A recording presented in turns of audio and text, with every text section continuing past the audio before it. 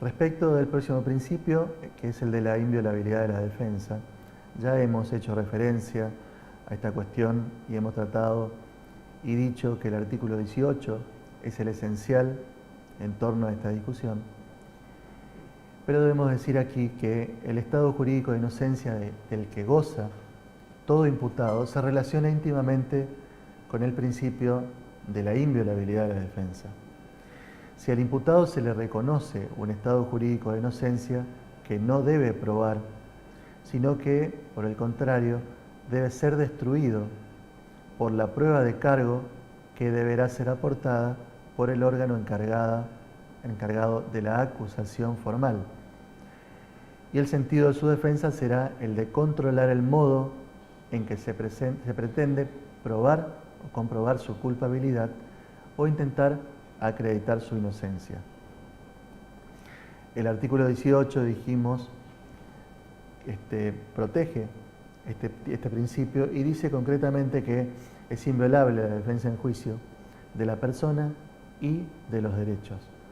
Está consagrado también, además, en el artículo 75, inciso 22 de la Constitución Nacional y en los artículos 9 y 11 de la Declaración Universal de los Derechos Humanos, también en el 8 de la Convención Americana sobre los Derechos Humanos y en el 14 del Pacto Internacional de los Derechos Civiles y Políticos. Además, en el 26 de la Declaración Americana de los Derechos y Deberes del Hombre. La defensa, en el ámbito del derecho procesal penal en definitiva, se puede decir que es el insoslayable derecho subjetivo individual de carácter público de intervenir en el proceso penal en todo momento, de probar y argumentar en él, por sí o por medio de abogado, todas las circunstancias de hecho y fundamentos de derecho que puedan desvirtuar a aquella acusación con el propósito de obtener una declaración de exhibición o atenuación de la responsabilidad penal atribuida. El imputado, como sujeto incoercible de la relación procesal, no puede ser declarado en ninguna circunstancia contra sí mismo, según el artículo 18 dijimos, y su derecho de defensa se traduce en una serie de poderes jurídicos, como por ejemplo, intervenir en el proceso invocado en su contra, conocer concretamente cuáles son los hechos que se le atribuyen y cuáles son las pruebas que se consideran a su cargo, declarar libremente con relación a ese hecho que se le imputa y a esas pruebas, puede también ofrecer las pruebas que él considere pertinente que vengan en auxilio de su situación procesal y hagan a su defensa concreta. Puede exponer las razones que a su criterio le asistan para obtener una decisión jurisdiccional que sea favorable. También se puede defender de manera personal o elegir un defensor que lo represente. Al respecto dice Cafferata Nores, que el derecho de defensa no es solo una emanación de la dignidad personal del imputado, sino además que es un requisito indispensable para asegurar el desarrollo de un proceso respetuoso de la escala de valores de un Estado que se supone un Estado de Derecho.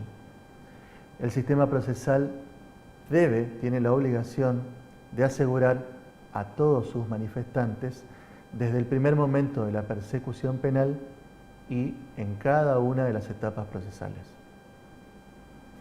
En referencia a los actos procesales, debemos decir que son aquellas manifestaciones de voluntad que son exteriorizadas a través de formas establecidas orientadas a la producción de efectos jurídicos destinados al desarrollo de la relación procesal.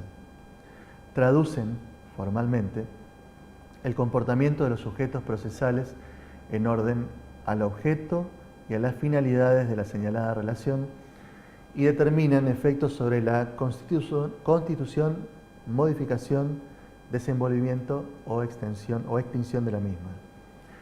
No tienen ni vida ni significación fuera del proceso penal. el proceso penal les da sentido. Zamora decía que debe entenderse por actos procesales aquellas exteriorizaciones de conducta relativas al desenvolvimiento del proceso, sea cual fuera el sujeto en el interviniente de que provengan.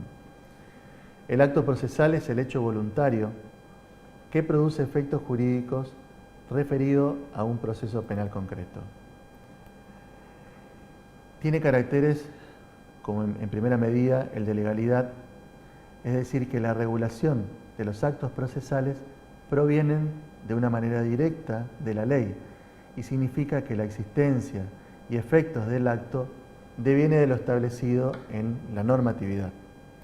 Las disposiciones de los códigos procesales contienen los requisitos y oportunidades de realización de esos actos procesales que estamos tratando y las sanciones también por el incumplimiento de los mismos. El carácter de procedibilidad.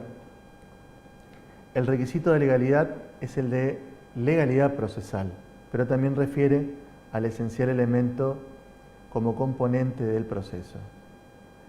El de objetividad debe manifestarse a través de una materialización externa de una objetividad perceptible y verificable.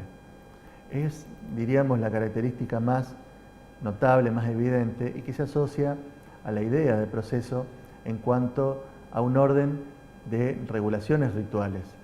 Esta forma constituye la actorización del acto y su conjunto integra la manifestación material del proceso como causa. La expresividad es otro de los caracteres. Los actos procesales son expresiones que indican una determinada dirección intencional, ya fuere como solicitud, decisión, constatación o información. La formalidad. Esta exteriorización está regulada por la ley procesal, como dijimos antes, y debe responder al cumplimiento de diversos requisitos que le dan validez y legalidad, también eficacia.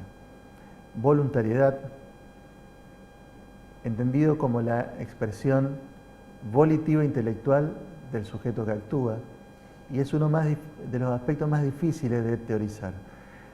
Esta voluntariedad refiere al contenido del acto y se integra con los estratos psíquicos y significativos. La oportunidad es un elemento fundamental de los actos procesales que contribuye a dibujar nítidamente su peculiaridad propia del ámbito en el que opera, es que es el de la eficacia y condicionada por otros elementos que fueron anteriormente señalados.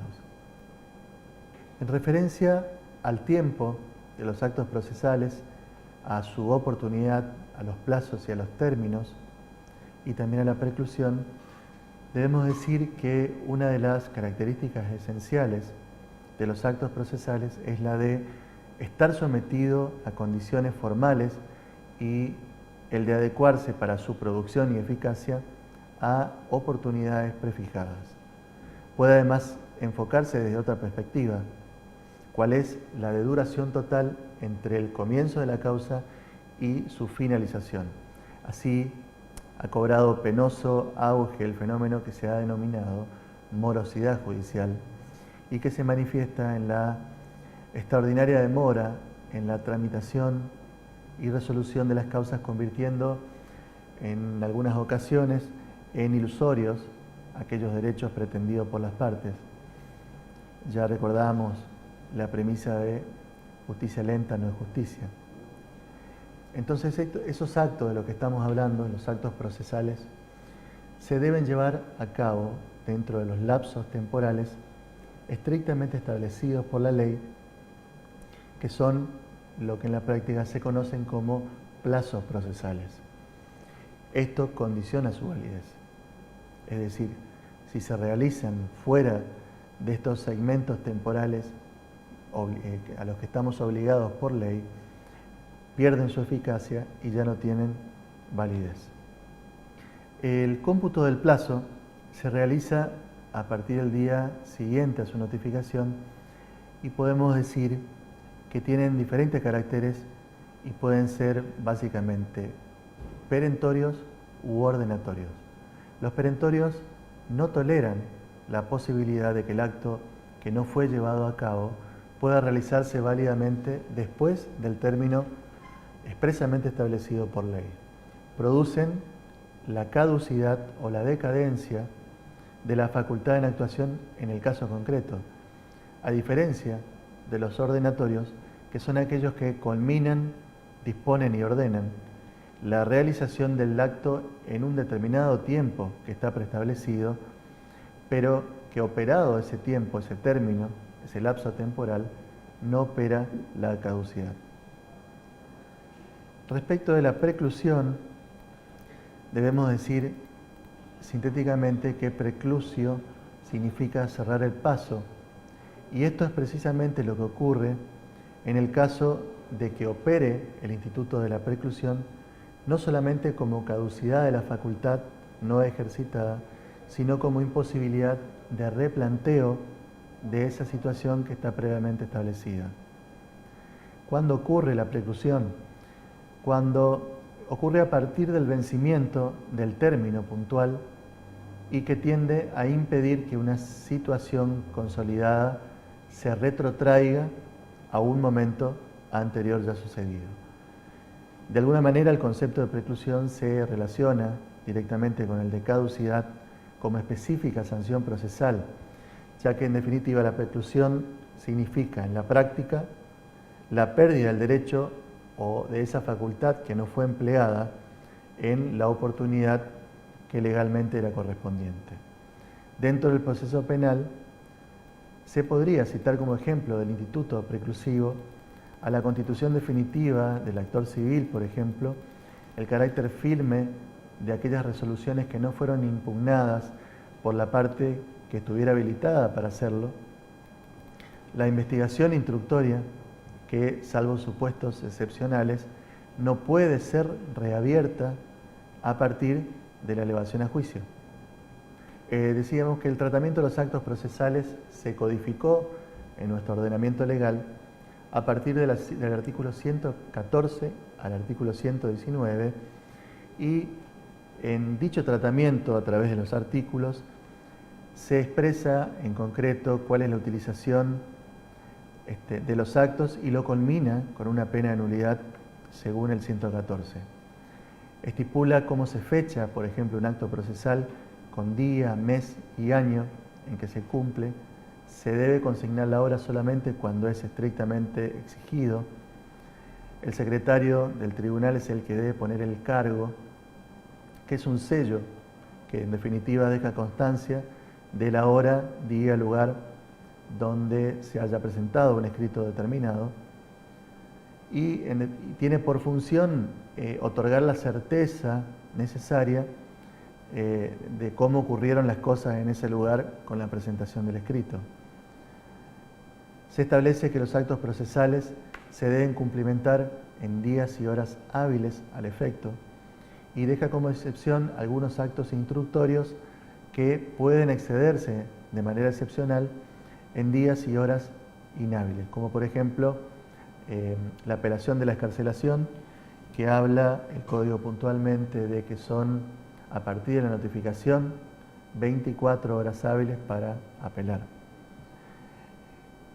El 117 trata la cuestión del juramento, quién recibe el juramento y cuándo, y el 118 describe la forma y modo en que se harán en definitiva las declaraciones, y el 119 habla puntualmente de las declaraciones especiales.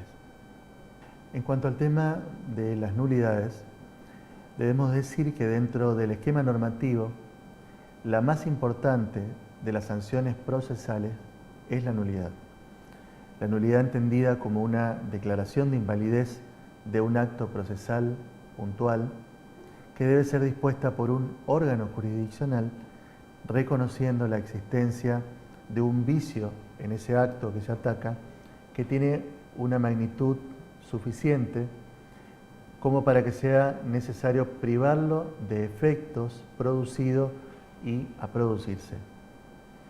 De alguna manera es una forma de extirpar el acto del proceso una vez que el mismo ya forma parte de él. La nulidad es una sanción procesal por la cual se declara inválido un acto del proceso, privándolo a futuro de sus efectos en virtud de que ha sido considerado realizado de un modo contrario a la legalidad. Es un remedio procesal restricto, que cede siempre ante los principios de conservación y de trascendencia. A grosso modo podemos clasificarla o podemos decir que las nulidades pueden ser de carácter absoluta o relativas. Las absolutas son aquellas que muestran o existen de pleno derecho al vulnerar sustancialmente garantías constitucionales que pueden ser declaradas en cualquier momento, en cualquier estado del proceso, de oficio o bien pueden ser denunciadas por quien inclusive no tenga un interés en ello. La nota distintiva que tienen este tipo de nulidades es que no pueden ser convalidadas. O sea, para que una de estas nulidades se produzca, se debe verificar que el acto no cumplió una forma procesal preestablecida, existiendo además una dañosa alteración a una garantía de carácter constitucional. Pero por su parte, la relativa, podemos decir que son la regla en materia procesal y la excepción son las absolutas. Se tratan de vicios que pueden encontrarse en los actos procesales y que al comprobarlo, un tribunal tratará, si fuera posible, de eliminarlo inmediatamente, pero si ella no fuera posible porque ya se ha producido, el juez puede declararla a petición de parte, pero nunca puede declararla de oficio. Pueden instarla solo las partes que no hayan concurrido a causar aquella nulidad y que tengan un interés en la observancia de las disposiciones legales respectivas. ¿Cuándo es la oportunidad de oponer este tipo de nulidades? Pueden declararse aún de oficio en cualquier etapa y grado del proceso. Las relativas, el tribunal que no pudo cumplir con el deber preventivo de ellas, deberá esperar la instancia del fiscal o las partes. Y esta instancia y oposición de la nulidad debe hacerse bajo pena de caducidad, primero, las producidas en la instrucción, durante la instrucción o en el término de citación a juicio. Segundo, aquellas que fueran producidas en actos preliminares al juicio hasta inmediatamente abierto el debate. Tercero, aquellas que fueran producidas durante el debate mismo al cumplirse el acto inmediatamente posterior. Y cuarto, aquellas que fueran producidas durante la tramitación de un recurso hasta inmediatamente después de abierta la audiencia o el memorial sustitutivo. ¿Existen formas de subsanar estas nulidades? La subsanación tiene su fundamento en que la observancia de las formas no es un simple rigor para entorpecer los procedimientos. Así que a quien no se agravió de la violación de la formalidad en el momento oportuno, no se le debe conceder oportunidad de que plantee con posterioridad un agravio, con el solo propósito de dilatar el trámite del proceso o buscar reparar los efectos de un acto desfavorable. En consecuencia, no son subsanables las nulidades absolutas y las que establezca expresamente la ley que deben ser declaradas de oficio. Así es necesario dar lectura al artículo 171 del Código Procesal Penal que da basamento a esto que decíamos y dice: toda nulidad podrá ser subsanada de modo establecido en este código, salvo las que deban ser declaradas de oficio, y las nulidades quedarán subsanadas cuando el Ministerio Fiscal o las partes no la opongan oportunamente, o cuando los que tengan derecho a oponerlas hayan aceptado expresa o tácitamente los efectos del acto, o bien, no obstante su irregularidad, el acto hubiere conseguido su fin respecto a todos los interesados. La declaración de nulidad produce un efecto inmediato, como efecto inmediato, digamos, la ineficacia de ese acto atacado o anulado. Priva de todo efecto jurídico a ese acto considerado viciado por irregularidad que es sancionada en esa oportunidad. También alcanza los efectos de la nulidad a algunos actos anteriores o contemporáneos por conexión a ese acto que fuera anulado. El artículo 172 contempla los efectos y concretamente dice que la nulidad de un acto cuando fuere declarado hará nulo todos los actos consecutivos que de ese acto dependan. Al declarar la nulidad, el tribunal establecerá además, dice, a cuáles actos anteriores o contemporáneos alcanza la misma por conexión al acto anulado. El tribunal que la declare ordenará cuando fuese necesario y posible la renovación, ratificación o rectificación de los actos anulados. Es decir, es el tribunal quien tiene que determinar ante el planteo de nulidad cuáles son los actos que tienen como consecuencia, por conexidad o por efecto que fuere, de ese acto anulado, digamos, también deberá quedar anulado y no tendrá ni validez ni efecto jurídico en el proceso penal. Finalmente, se dispone, a modo de sanción, que si un tribunal superior declare la nulidad de actos cumplidos por un tribunal que es inferior jerárquicamente, podrá disponer el apartamiento de la causa o eventualmente imponerle medidas disciplinarias que directamente acuerda la ley.